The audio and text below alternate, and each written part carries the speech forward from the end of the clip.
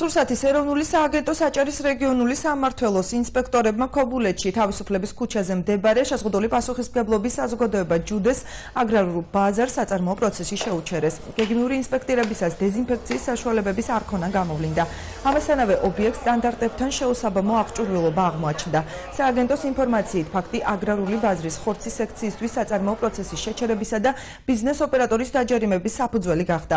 შეზღუდული პასუხისმგებლობის საზოგადოება ჯუდეს კუთვნილი აგრარული ბაზრის ხორცის სექცია ფუნქციონირებას იმ შემთხვევაში განაახლებს, თუ გენერალურად დასუფთავდება და შესაბამისი აქტი გაფორმდება.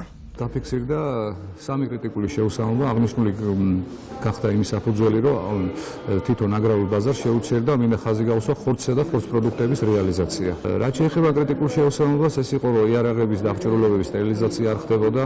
ხორცი 16 კილო ხორცი დაფიქსირდა, რომ იყო შეუმოწმებელი, კერძოდ არ ქონა გავლილი დაკვლისწინა დაკვლისის შემდგომი შემოწმება ჯანმრთელობის ნიშანდება, ფორმა ნომერი 2. წერილობით მოგმართა შეპოსა ჯუდემ აღნიშნულ აგრარულმა ბაზარმა და დღესვე ჩვენი თანამშრომლები მივლენ და გადაამოწმებენ კრიტიკულ შეუსაბამობას, თუ ყველაფერი გამოსურვია, აღუდგება ხორცსა და ხორცის პროდუქტების რეალიზაცია.